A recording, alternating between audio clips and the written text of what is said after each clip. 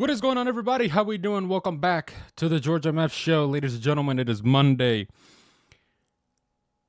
January 12th, 2026, you guys. It is a beautiful, cold day here in Georgia. We got a lot to talk about, you guys. A lot. I'm talking a lot to talk about. Starting from baseball with Alex Bregman going to the Cubs. We're also going to be discussing the Kyle Tucker situation, Cody Bellinger and the Yankees. We'll be discussing a little bit about the college football playoffs as well as NFL playoffs. And we'll be talking a little bit about basketball here. John Morant is currently on the trade block, you guys. Grizzlies look like they want to get rid of him. We'll be discussing that. We'll also be discussing top 5 teams or 4 that, can trade for him and can acquire for his services. So let's get started. As you guys already know, the routine. We got the positive vibe segment for today. Our segment or our quote for the day is this: the most difficult thing is the decision to act. The rest is merely tactic city. The fears are paper tigers. You can do anything you decide to do. You can act to change and control your life and the procedure. The process is its own reward. That is from Amelia Earhart. So, what does she mean with this quote? Action is the cure. The hardest part is simply choosing to start. Once you move, the momentum and the tendency takes over. Fear is an illusion. She calls fear paper tigers because they look scary but have no real power to stop you once you actually confront them.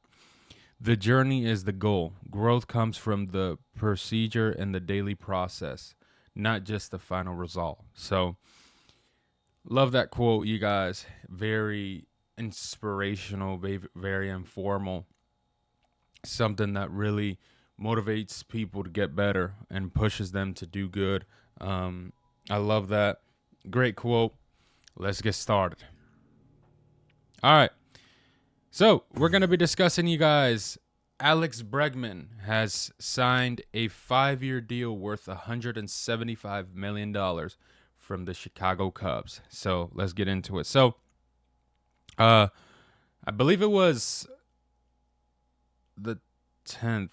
I want to say that was Saturday. So Saturday night, the Chicago Cubs reached to an agreement with the 3-time All-Star Alex Bregman on a 5-year, $175 million contract. Yep, Saturday, January 10th, 2026.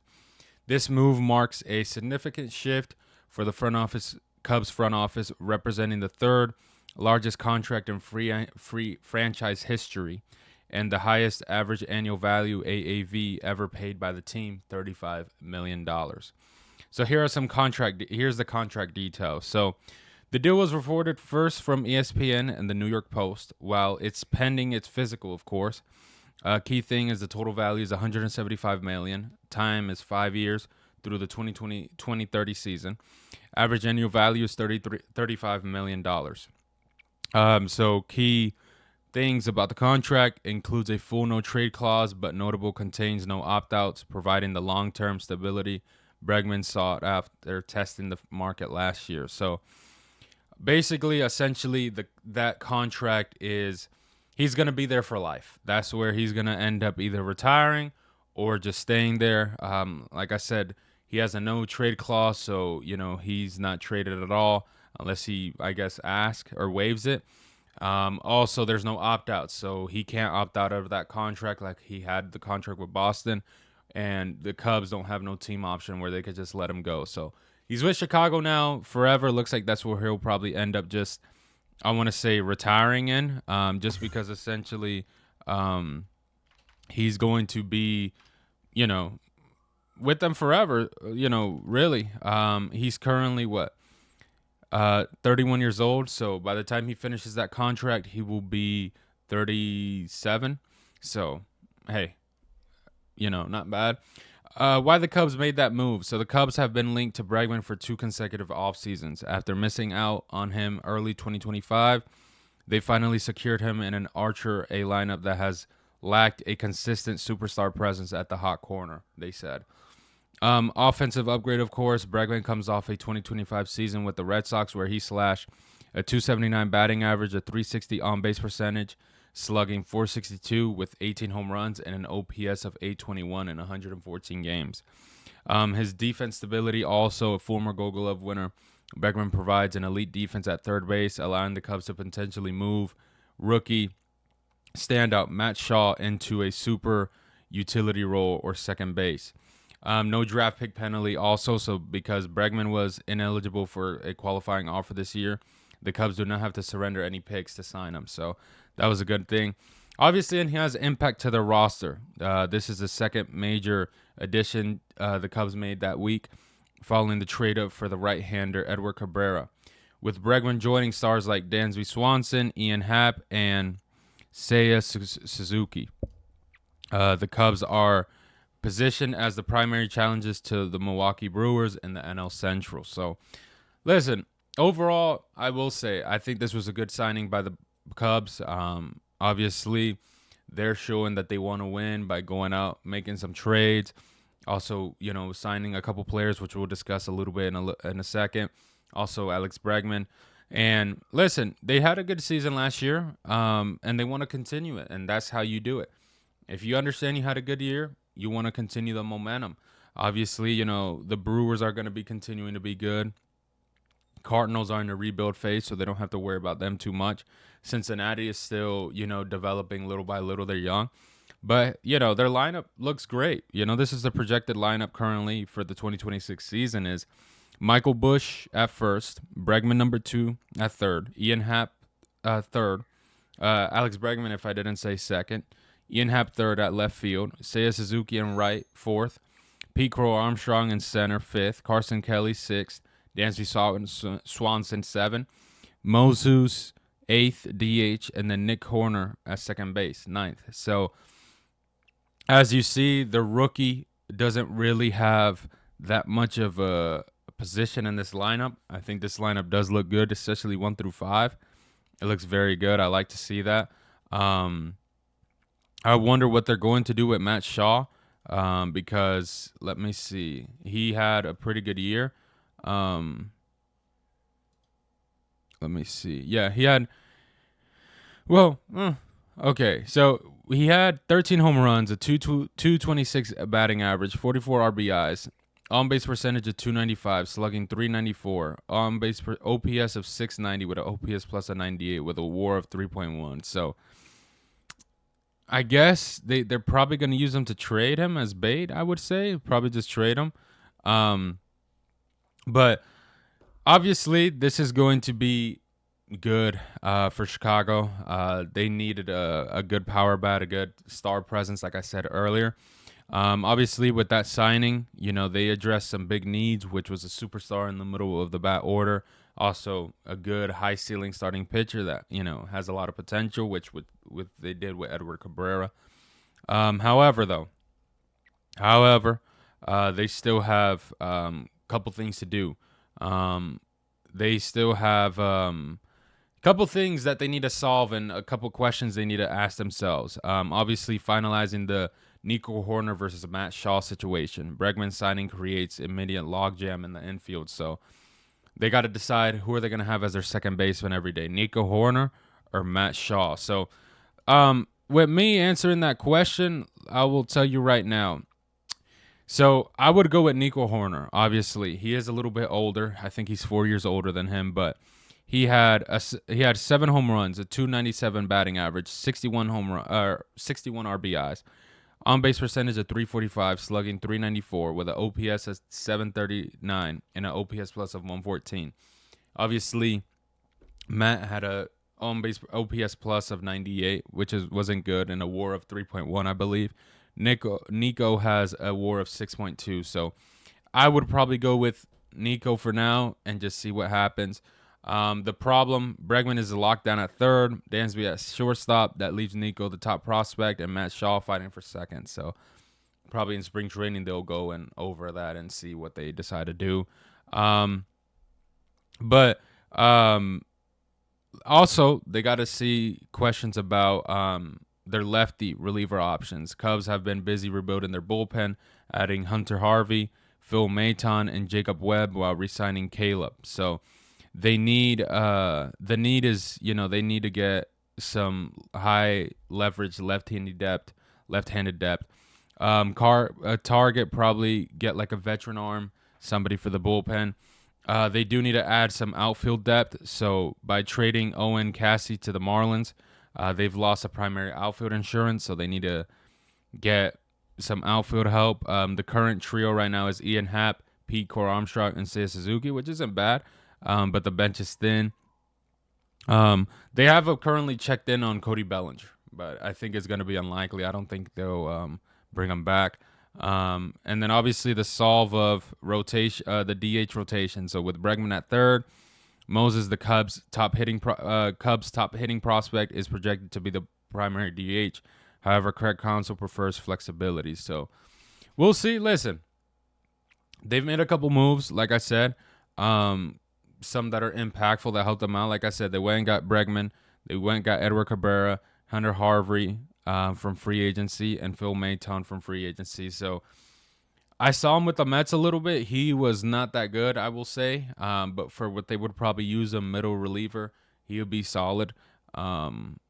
They do, I would say, probably just need to go out and get like another lefty just to secure that. But overall, though, I will say good signing by the Cubs.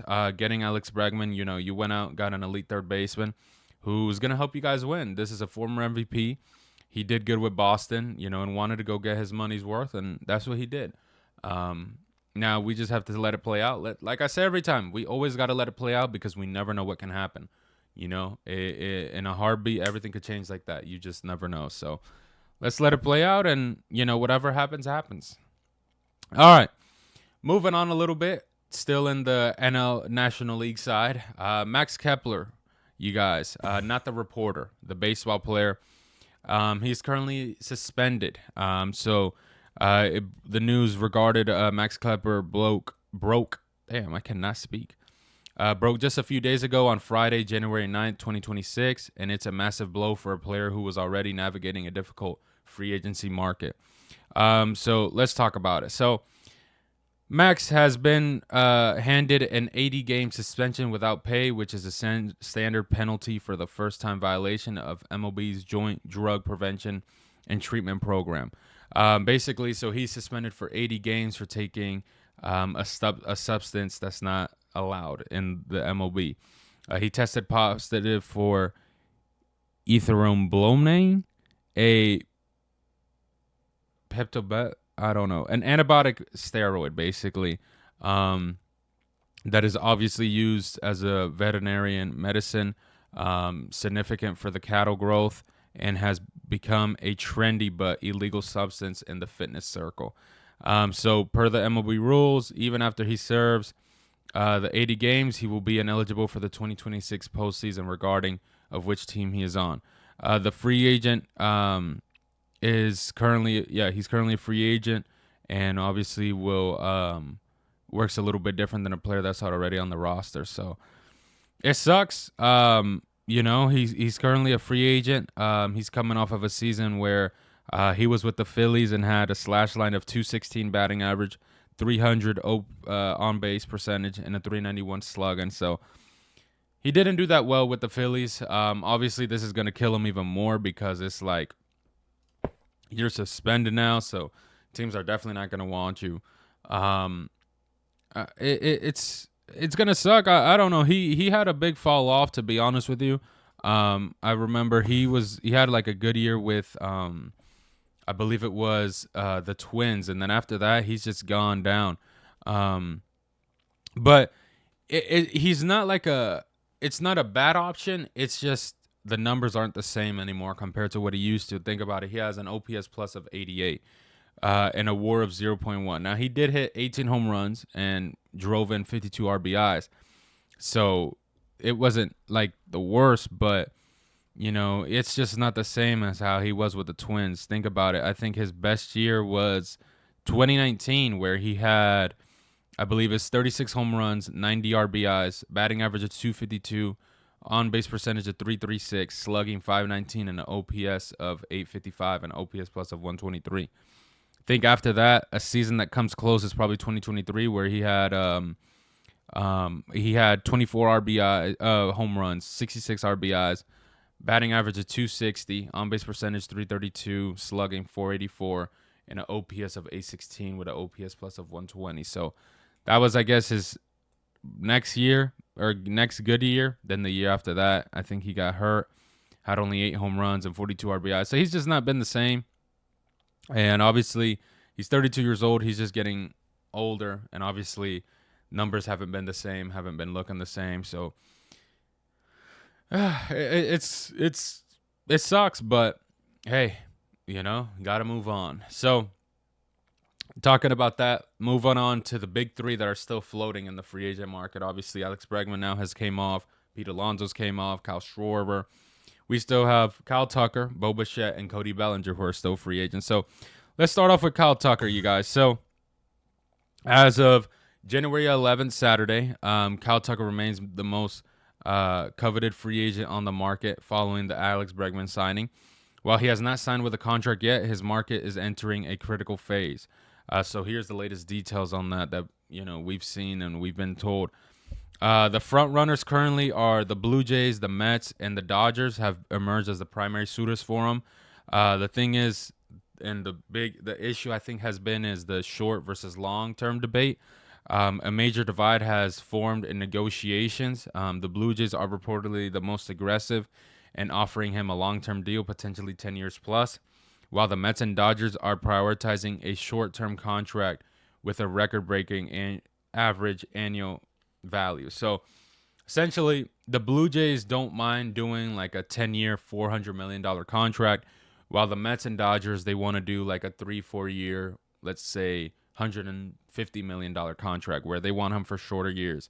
Price tag initially, he was expected to command a deal near $400 million. His projected market value has recently shifted closer to $300 million, range for long-term deals, or roughly $45 to $50 million per year for a short-term bridge contract. So essentially, his price tag has gone from, let's say, if he wants a long-term deal, $300 million. If he wants a short-term deal, it's $45 to $50 million AAV value. So essentially, like, let's say, for example, let's do 150 divided by 4.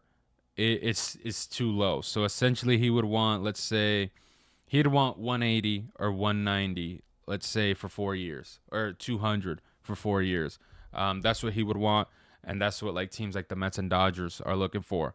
Now his season, with the Cubs, obviously, in 136 games, he slashed a 266 batting average with an on base of 377, OPS or slugging 464 with 22 home runs, 73 RBIs, and 25 stolen bases. Injury is something he missed significant time after suffering a hairline fracture in his right hand while sliding into second base in early June, which some scouts have suppressed his typical power numbers. Believe so. Why teams are chasing him despite the injury? He's been very consistent, probably a top 10 offensive talent in baseball.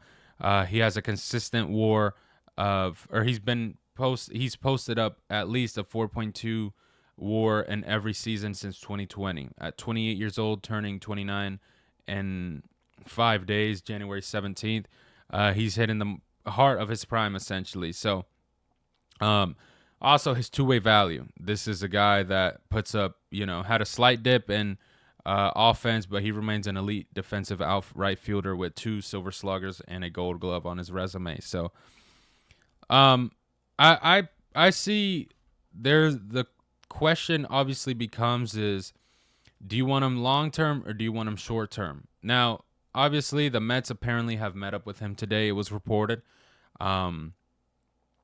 Listen, he's 28 years old, about to be 29, like I said. 4-time All-Star, Gold Glove, 2022 World Series champion, 2-time Silver Slugger.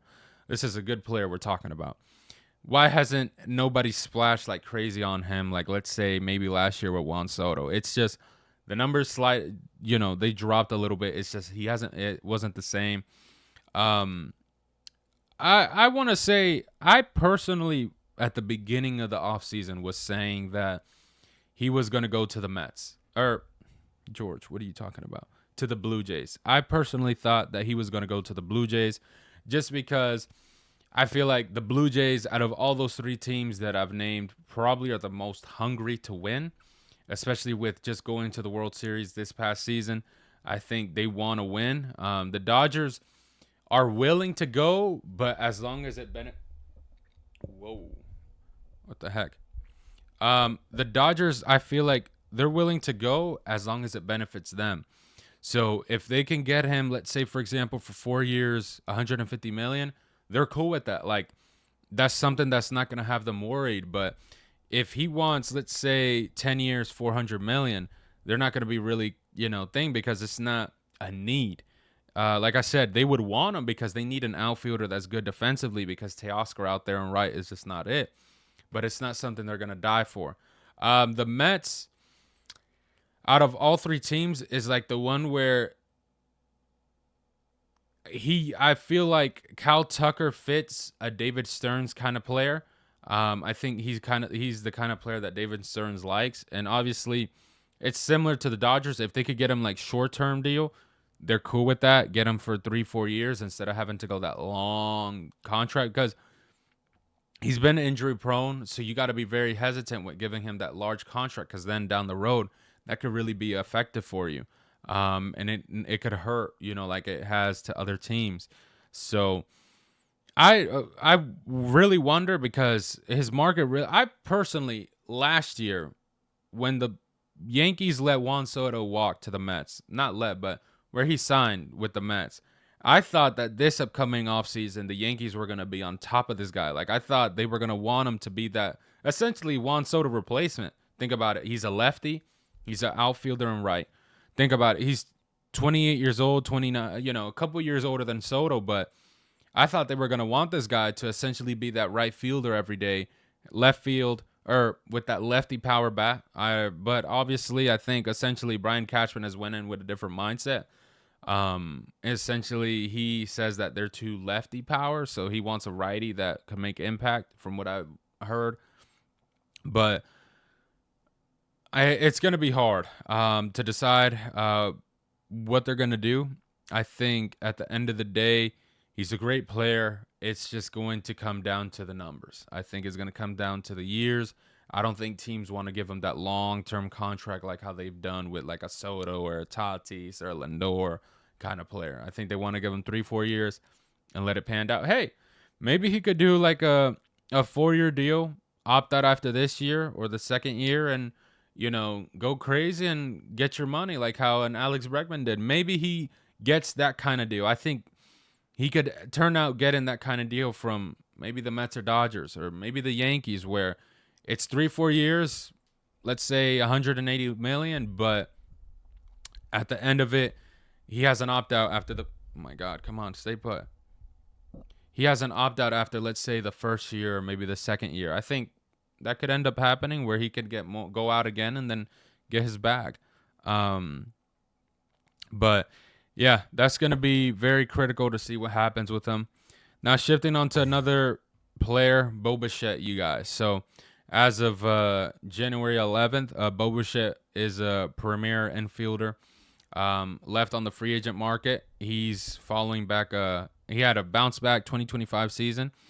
The 27-year-old turning 28 in March is currently at the center of the high stakes bidding war. So current status and rumors. The asking price reporters indicate Bichette is seeking a contract in the $300 million range.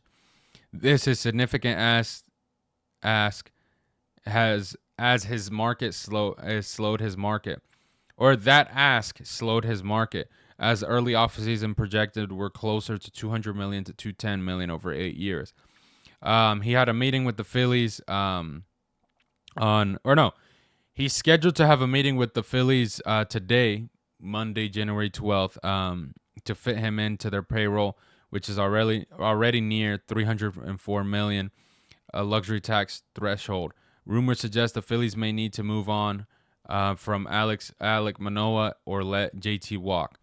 Yankees have also been interested. It's been reported that the Yankees are interested as a plan B option for him. if the negotiations go down south with Cody Bellinger.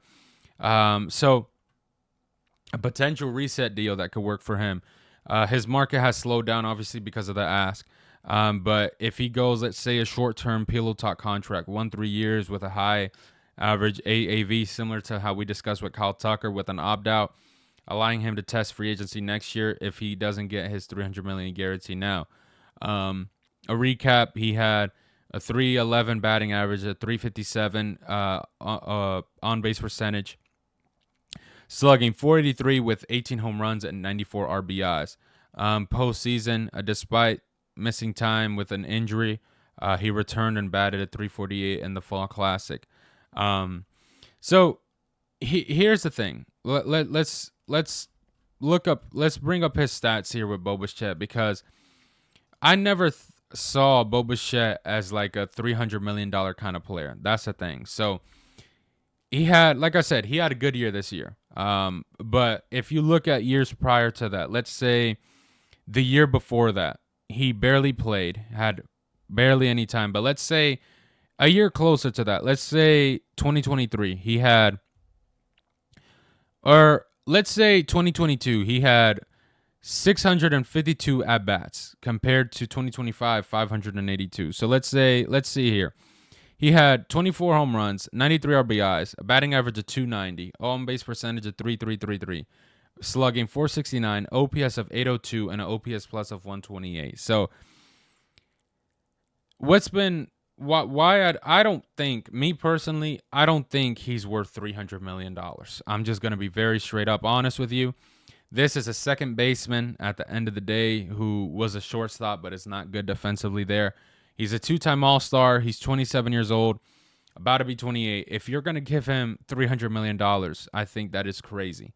I think a guy like Alex Bregman, obviously, though, has been in the league a little bit longer, but if he got $175 million, I think Bo Bichette is not even close to getting $300 million. I think that's just too much for a guy that really hasn't put up those projected numbers that high to be wanting that type of caliber money. I think of a guy that comes close, and I may be wrong, but let me see, Xander.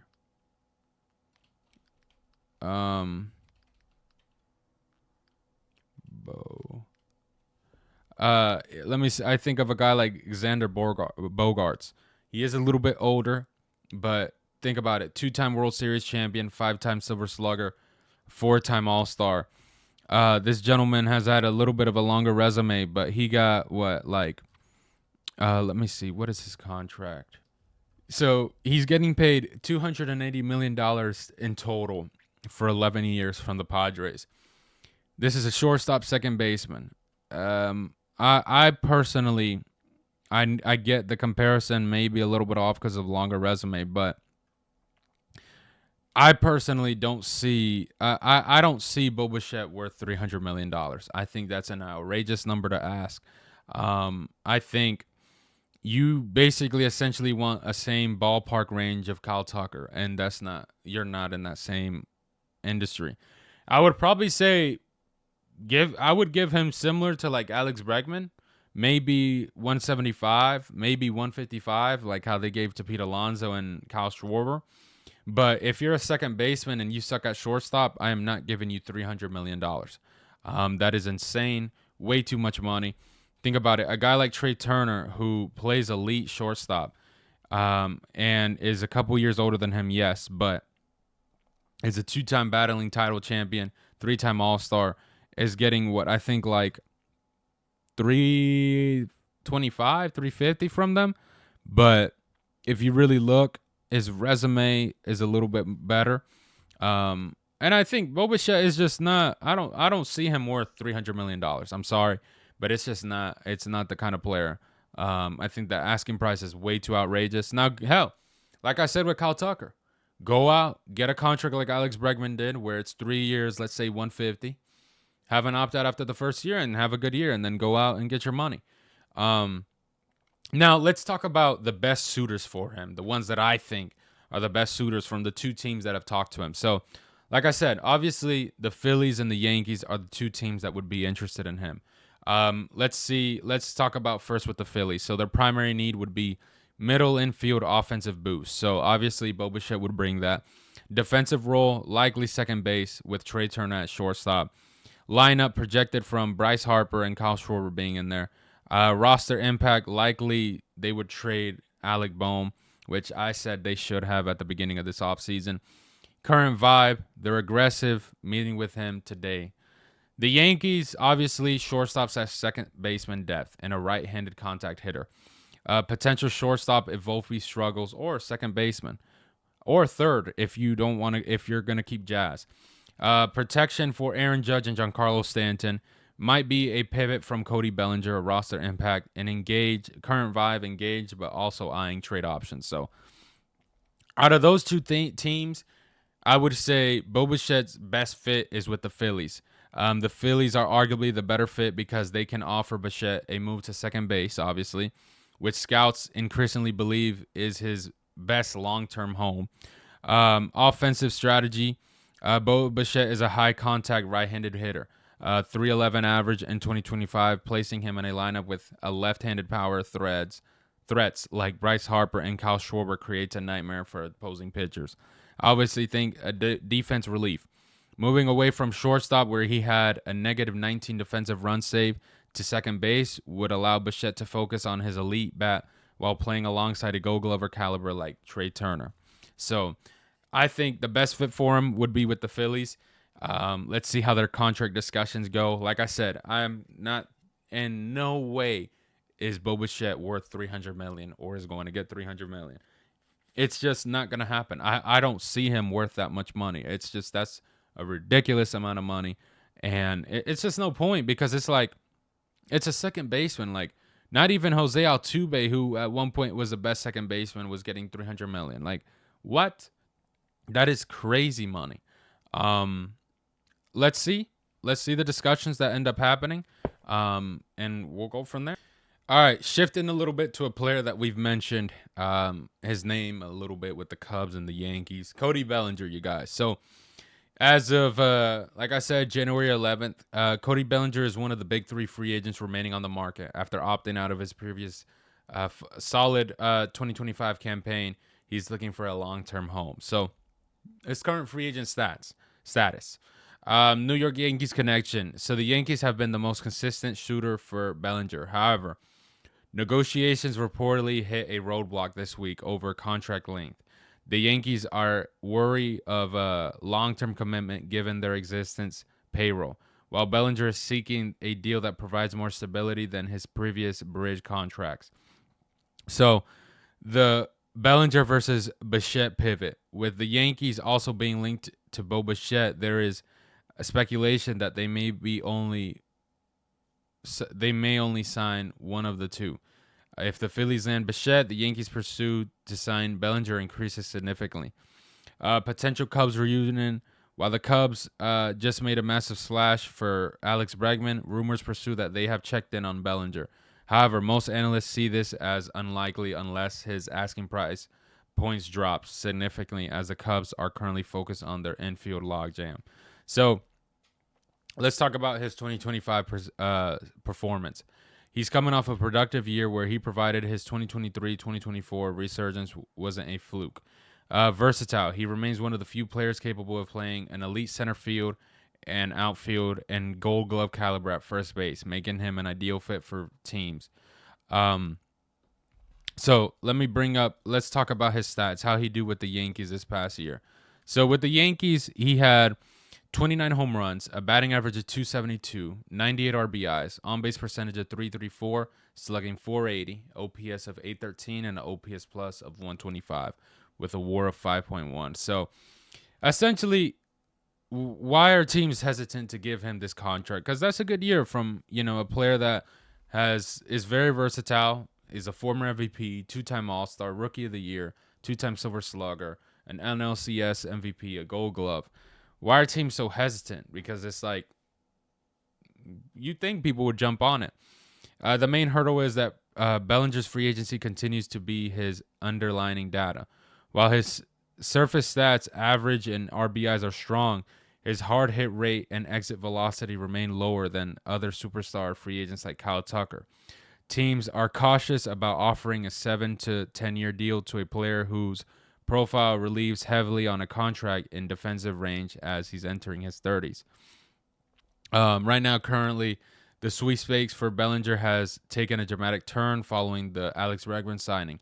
The market for elite bats has narrowed, and his relationship between Bellinger and the relationship between Bellinger and the Yankees appears to be reaching a breaking point. The impasse with the Yankees. Multiple reports from ESPN's Buster Olney and The Athletic indicate that the Yankees and Bellinger are now at a significant contract so basically, they're like at a big gap. The offer, the Yankees have reportedly put a 5-year deal on the table worth more than $30 million per season, estimated to total around 155. So let's say 155 divided by 5, 31. So essentially, they want to give him $31 million a year. The demand from Bellinger's camp, though, led by Scott Boras, is holding firm at 7-year contracts. So they want, but essentially, Cody Bellinger wants a 7-year contract, and the Yankees want 5. Also, it's been reported that Scott Boras wants $37 million per year. So essentially, he wants to do like a 7 times. He wants basically a 7-year deal worth 200 and let's say $60 million contract for Bellinger. But the pivot, obviously, for the first time this winter, the Yankees are operating under the assumption that Bellinger will sign elsewhere. They have already begun their shifts towards Bo Bichette and Cal Tucker as alternatives. So, obviously, the deal that Alex Bregman signs impacts his, negotiations. Obviously, higher floor at 35 per year. Bregman's deal likely emboldened Bellinger's to seek a higher AAV, and the age factor. Bellinger is younger than Bregman, and he wants probably more years. Right now, currently, potential landing spots for him is the Mets. Obviously, David Stearns and the Mets are lurking. While they haven't made a formal public offer matching the Yankees' years, they have the financial might to swoop in if they decide Bellinger is the final price of their puzzle 2026. So, Dodgers, obviously, a reunion with his original team, depending, for outfield depth. Depends, probably like similar to Cal Tucker. Chicago Cubs, we'll have to see. Like I said, at the end of it, I think the Yankees will bring him back. They need a player like Cody Bellinger, obviously, to be very versatile. First base is a position that they needed. Outfield, obviously, they brought back Trent Grisham, and they have Jason Dominguez, but Jason Dominguez is really not a good left fielder, and he had a good year with New York. He showed that he can play here, and he's played in big markets. Think about it. He played with the Dodgers, he played with the Cubs, and now he's played with the Yankees. So he's proven that he can do well in all 3 markets, and this is a player that is very versatile. Like I said, he can help you out at many positions. If I was the Mets, I wouldn't be hesitant. Here's how I'll put it. I would want him on my team, but not on a long 7-year contract. Like, I'm not trying to have him till 37. I'll probably have him till he's 35. But I would want him on my team because I can move him in, plug him in many places, all outfield. Think about it. I could put him in right. I could put him in center. I could put him in left. And I could put him at first base. Think about it, especially like, let's say the team with the Mets. They let go of Pete Alonso. So now they got Jorge Polanco at first. You could plug him in there, when you want to put Jorge Polanco, let's say, at second and, shift around some plays. You can put him in right when you want to move Soto to DH. You could put him in center. You currently need a center fielder still. And you could put him in left. So he's very versatile. That's a good thing. He has a good speed on him, too. So he's one of those that, could steal you a couple bags. I think he had 13 stolen bases, so not too bad. Yeah, I would. I'm not surprised though because it's just the offer that he wants. It's just too high. I don't think teams want to give that much money. Here's my thing. Here's like from what I've understood this offseason so far. Many teams are hesitant, as you see. Not many players or teams have made splashes like crazy, like how they did last year. I think a lot of teams are very hesitant, especially for this upcoming 2026 offseason, where you got negotiations going on with I think it's the CBS or something like that. And you got, I think it's the player agency and owners. So it's like that's gonna be a thing. So I think a lot of teams are hesitant. Obviously, you don't know what's gonna happen next year. What are gonna be some of the rules that happen? So I don't think they want to give out contracts left and right. Because obviously we see Fama Valdez is still a free agent. Kyle Tucker, Cody Bellinger, Boba Shed. Many are still out there. So we'll see. It all depends. The money. That's all it's going to come down to, of course. I think he will stay with the Yankees. I think him and the Yankees will come to an agreement. I think that'll be like the one splash that the Yankees will make, and then they'll just get like a couple minor leaguers or a couple players that they could get cheap. To be honest, I don't think the Yankees are going to spend this offseason. I think Howell's made that clear. He wants to get down to a certain threshold. I don't think they're going to spend, to be honest with you.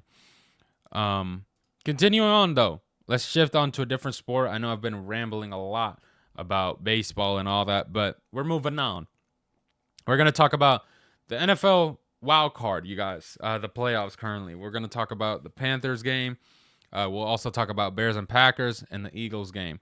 Let's start off first with the Green Bay Packers versus Chicago. So, obviously, we know Chicago came back, had the largest comeback in their postseason history to beat the Green Bay Packers 31-27. They trailed 21-3 at halftime before erupting and scoring 25 points in the fourth quarter to secure their first playoff victory since 2010, you guys. Wow, that is a long time. Game highlights and turning points. The comeback after being dominant in the first half, the Bears defense forced punts on Green Bay's first 4 possessions on the second half. This allowed Caleb Williams to find his rhythm, accumulating in a 28-6 scoring run to end the game. The go-ahead score with just 1 minute and 43 seconds remaining. Caleb Williams faked a receiver screen to Lothar, freezing the defense and allowing DJ Moore to score a break-free 25-yard touchdown. Packers special teams, the kicker Brandon missed 2 field goals and an extra point, which is obviously critical. The final play, Jordan Love led the Packers to Chicago's 28-yard line with the seconds left, but fumbled shotgun snap on the final play forced a desperate heavy that was knocked down in the end zone as the time expired. So, listen, I saw that game. Chicago was struggling at the beginning, like I said. They came back. They had a great comeback. They locked in. I think, obviously, what came down to the Packers, what sucked was those 2 field goals. Those are very critical. You have to make those extra points. Those were 7 points that you missed. And, you were on the board. You lost by 4 points to, the Bears. If you would have made that, you would have been having a different discussion today. But, obviously, the rookie, to mention his name, Loveland, the first rookie tight end in history, had a historical night. First rookie tight end in NFL history to record at least 8 receptions with 100 plus yards in a playoff game. His 137 yards were critical in the moving chains during the second half rally. So Caleb was throwing the ball to him a lot. Definitely proved a lot. Obviously now the Bears, I believe they go on to play the Rams. Yeah, they go on to play the Rams. I think the 49ers play the Seahawks.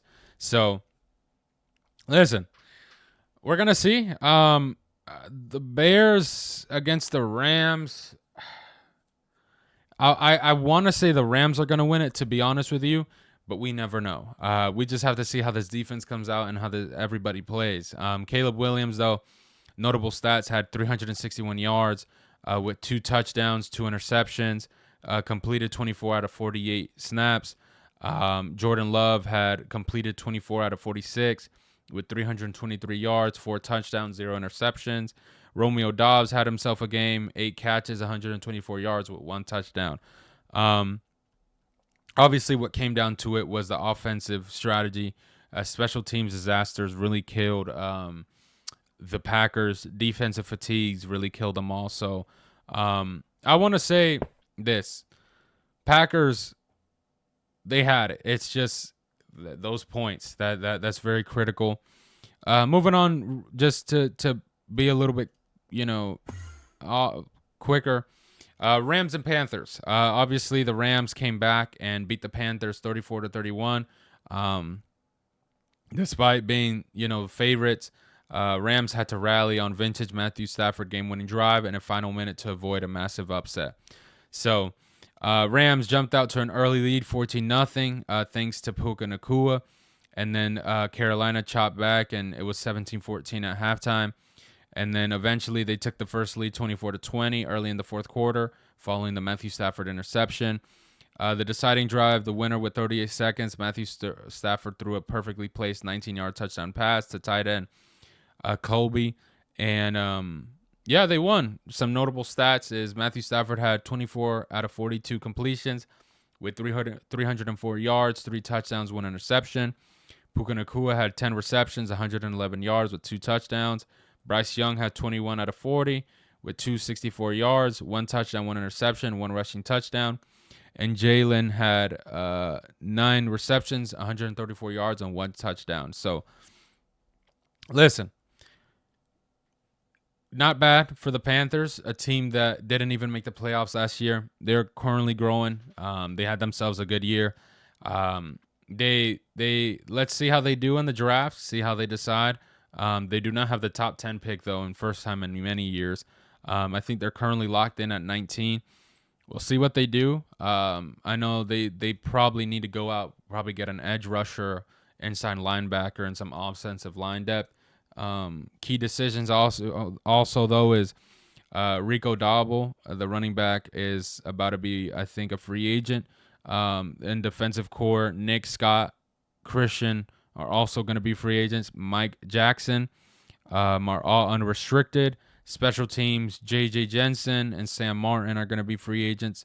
Potential coaching change, maybe their defense coach. Play calling, maybe changes. Obviously, a couple players hurt. We'll see what happens with the Panthers. The Rams, I think, are going to defeat the Bears. I think they're going to beat them. I think they'll go on. I think it'll probably most likely be Rams and Seahawks in the championship. And that's where the game will really decide. But I see that happening. I don't see the Bears beating the Rams. If they do, that will be crazy.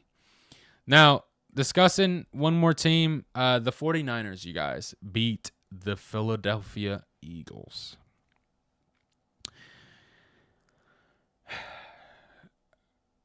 After watching that game, after seeing A.J. Brown get upset with the head coach, and basically them having those arguments or discussions, etc., whatever, I'm going to say this right now. A.J. Brown will not be in a Philadelphia Eagles uniform next year. I'm going to tell you guys right now, he will not be. I think it's just like, it's one of those things where it's like you want the ball, but you drop it. You had 4 key plays where they threw it right at you and you dropped the ball, literally. You asked for it, you dropped the ball 4 times. Not acceptable. Not acceptable at all. And then you have an argument with your head coach. Not a good look. Not a good look at all. I think he had essentially that game 3 receptions, 7 targets, 25 yards in total with 0 touchdowns. So I think he's going to be gone. I think eventually they're going to probably shift to Devontae Smith being their number 1 guy and Saquon being the running back. I think it's happened way too much where he wants the ball. Now, there's been games where I'm like, damn, he's barely gotten the ball at all. But A.J. Brown, don't get me wrong, he's still an elite receiver, but I think he's gone from Philly. I think that confrontation where you had in the second quarter with the coach, obviously heated, not a good look. I don't think Nick Sirianni is going to be gone. I think that we already know that's not going to happen. But like I said, critical drops. Brown was credited with 3 drops in one game. One of the most significant occurred on the Eagles' final drive on a 3rd and 5th, where he couldn't secure a well-placed dart from Jalen Hurts. Literally, I saw that it was right at him. He literally dropped the ball. Literally after that, he declined to speak to reporters in the locker room, shaking hands with teammates before exiting. That's not acceptable. That is not acceptable at all. I think, like I said, he's going to be gone. He will not be in the Eagles uniform. And hey, there's a lot of teams that are going to want his services. Many teams. Maybe the Dolphins, want his services with Tyreek down. The Chiefs could use his services for sure. The Bills could use his services. So I personally don't think he will be with them anymore. Maybe Denver could use his services with Bo Nix, but I don't see it anymore. I just don't see that happening. Now with the Eagles losing, listen, it's key drops. It's just the drops that wasn't good. Obviously, Jalen Hurts had 20 out of 35 completions with 168 yards, 1 touchdown, 0 interceptions. Saquon had 26 carries with 106 yards. Brock Purdy had himself a pretty good day. 18 out of 31 completions with 260 yards, 2 touchdowns, and 2 interceptions. McCaffrey did well. It's just the offense wasn't that well with the Eagles. Offensively, they couldn't get it going. And this team they're still good. Don't get me wrong. They're still good. But the connection that Jalen Hurts has with his receivers are just not it. Dallas Goedert, obvious, to not forget his name, he had himself a pretty good game. But I think Jalen Hurts, his connection with his receivers are just not there. Because I remember at the beginning of the year, that was something that was mentioned where like both receivers were like, bro, what the hell? Why are you not passing me the ball? Because I know he liked to run it a lot. That's why he was getting a lot of rushing yards. But I think his connection with both of them just isn't there, or wasn't there. I think with maybe Devontae Smith now, but it's just at the beginning wasn't there. I think AJ Brown, like I said, his services will be somewhere else. But you had 3 catches in the first quarter. After that, there was nothing. And you had 7 targets. So that means 4 of those balls you dropped, which was critical for them. Like I said, I don't think he'll be in a Eagles uniform at all next year, sadly, because he's a great player. Now, let's talk about college football, shifting away from NFL. I'm going to say this right now. Indiana is winning the whole thing. There is no question at all. The way I saw these guys play against Oregon, you guys, was like never in my lifetime. They put a beating on Oregon. I'm talking a beating. And these players, I'm telling you, they make catches like if it's nothing. This quarterback they have throws the ball like if it's just like nothing. He has no issue. So essentially, Indiana beat them 56-22. 56-22, you guys. They had Oregon could not stand a chance in their life. Literally, I think Fernando, he won the Heisman. He's the Heisman winner, and Peach Bowl MVP was significant with completing 17 out of 20 passes. You guys, with 177 yards and 5 touchdowns with 0 turnovers. So literally, he completed 17 out of 20 passes and had 5 touchdowns with 0 turnovers. He even took a few snaps on defense and recorded a first down on a offensive carry. Keelan Black provided the ground balance with 12 carries for 63 yards with 2 touchdowns. Dante Moore of Oregon, it was a night to forget for the sophomore. While he threw 285 yards and 2 touchdowns, his 3 first half turnovers, 1 interception, 2 lost fumbles were very, very critical. Where Oregon struggled, though, was the short-handed backfield. Oregon was missing their 2 running backs, Noah and Jordan, due to injuries. The Ducks were held to a staggering 9 rushing yards on 17 carries in the first half. Obviously, the crowd factor, I think a lot of people wanted Indiana, looks like, to win. And now they go on to play Miami, which, talking about Miami and Indiana, you guys, I think Indiana is going to win. I think they're going to win it all. If you can bet on this game, I would say bet on Indiana. This game will be happening January 19th, so next Monday at 7:30. in Hard Rock Stadium in Miami. So, obviously the key matchups, the quarterbacks, Fernando and Carson Beck. I think I'm gonna say this right now. Indiana's undefeated. They're 15-0, top 5 in the FBS. Miami's 13-2, rushing attack with 173 yards per game in playoffs. The Here's why I have Indiana. Their unstoppable offense. Their offense ranks number 1 in the nation, led by the Heisman winner Fernando. They have demolished every playoff opponent so far. Like I said, demolished. They literally blew out Alabama. They blew out Oregon. Their historical dominance are attempting to become the first team to be 16-0 in FBS history. Their balance is their strength, boasting both a top 5 offense and a top 5 defense. The prediction models like a number fire give Indiana 67.5% of winning probability. The case for Miami, underdog. Home field advantage, playing at Hard Rock Stadium is a massive factor. While Indian fans will travel as well, the U is expected to be a fever pitch. Winning the trenches. Analysts from Covers.com argue that Miami actually has the better offensive and defensive lines. If edge rushers Ruben Ban Jr. and Akam Mesador can pressure Mendoza, who has struggled at times with sack yardage, they can disrupt Indiana's rhythm. But I don't think so. I think Indiana is going to put a beating. Like I said, if you can bet on this game, bet as much as you can on Indiana because I think they're going to whoop ass. Like, whoop ass badly. Like, it's going to be crazy. All right. Let's end it off with some NBA trade deadline rumors, you guys. So a couple things have been discussed. Obviously, the trade deadline comes up in, I believe, February. Is it? Yeah, February 6th is the deadline. So let's talk first. Anthony Davis, you guys. There's been rumors surrounding Anthony Davis joining possibly the New York Knicks. Have been a major storyline in NBA recently. But a significant injury update this weekend has likely put those talks on ice. Obviously, the brutal injury setback. He suffered a ligament damage in his left hand during a loss to Utah Jazz. Timeline is currently 6 weeks if he avoids surgery.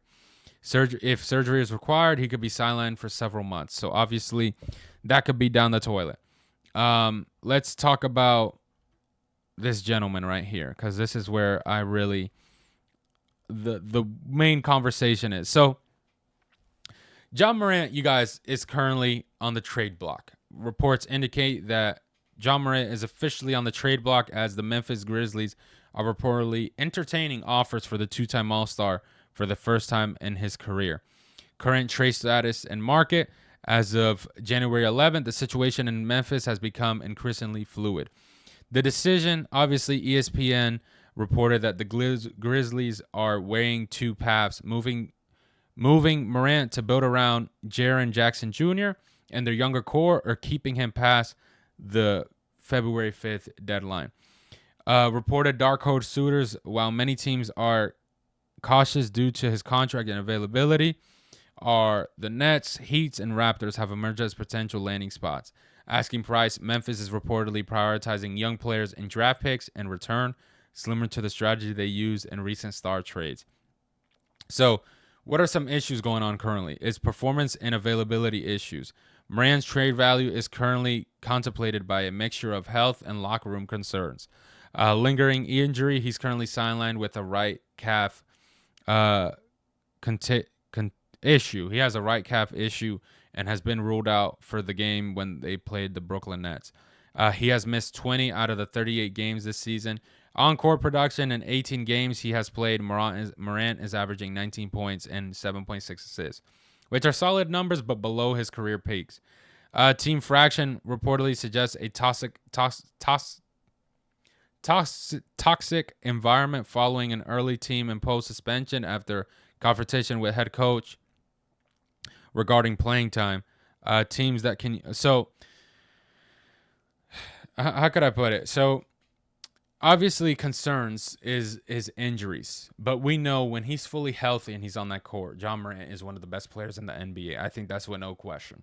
But obviously the baggage is the concern. That's probably the main issue that's going on right now is they're concerned about his baggage in terms of we all know the situations with John Morant where he's literally had to be called to the principal's office, just to say it like that, basically to the commissioner's office because he doesn't know how to behave. And he just wants to be doing stupid shit. Like I said, he's one of those players when he's on the field, or on the court, he's top 5, literally. He's one of the best. But the issue is he's been hurt, and it's just he does stupid shit, a lot of stupid shit where you don't really want that in that environment. Now, I see why they want to let him go because it's just they see a bright future in Jackson, and they want to get rid of that toxicity because like it affects the locker room. It really does, especially when he's supposed to be like the franchise leader and the star of the team. If you're doing stupid shit, it's not going to be a good look, and you're not helping out your team, especially the younger cats develop because they're seeing all the bullshit you do and they don't want to get better either because they're seeing your stuff and they're like, nah, fudge this. I'm going to do the same thing because if he's the leader in the face of the franchise and he doesn't get no repercussions, I'm going to do it too. So it's not a good look. Definitely understandable why they want to move on. And hey, do what you got to do. Do what you got to do. Simple as that. Now, my opinion, top 4 teams, my teams that I would say that can use John Morant's services. Obviously, the Brooklyn Nets, number 1. The Nets are often cited as the front runners because they have draft capital and young assets to facilitate a rebuild for Memphis. Morant would immediately become the face of the franchise in a major market, feeling their desperate need of a star-level point guard to lead their young core. I would say that's why I have Brooklyn number 1. I would say number 2, the Knicks, obviously. As discussed, the Knicks are looking to bolster their backcourt. While they have Jalen Brunson, and adding Morant would create a dual playmaker system that would be incredibly difficult for opposing defenses to track. His speed and transition would be a major asset for Knicks team that sometimes struggle in half-court sets, I would say. That's why I'd have the Knicks number 2. Number 3 I would have is Miami. The Heat are famous for their Heat culture and might be one of the few organizations confident. Okay, with Miami needs a young core, explosive scorer who can take over games in fourth quarter. Morant's slashing ability would be perfect complement in Miami's perimeter shooters. Number 4, I would say, is the Utah Jazz. The Jazz have a massive war chest of first-round picks. Bringing in Morant would give them a star pairing with Lurio, I believe his name is, potentially accelerating the rebuild and making them a playoff threat in the Western Conference once again. So I would say those are my 4 teams that can use Ja Morant's services. We'll see. I think if he doesn't get traded now, he'll get traded in the offseason. Eventually, they do want to get rid of him, though. I could see that happening. They just want to get rid of his shenanigans and what he has going on. I could understand it. It's just that toxic environment is not good. It's not good at all. But I'm going to wrap it up here, you guys. I hope you guys enjoyed today's episode. Like I say every time, feel free to comment down below your thoughts and opinions on the show. Let me know your thoughts on this topics we discuss. Thank you guys all for watching. Like I say every time, stay humble, stay blessed, stay positive, and I'll see you guys later.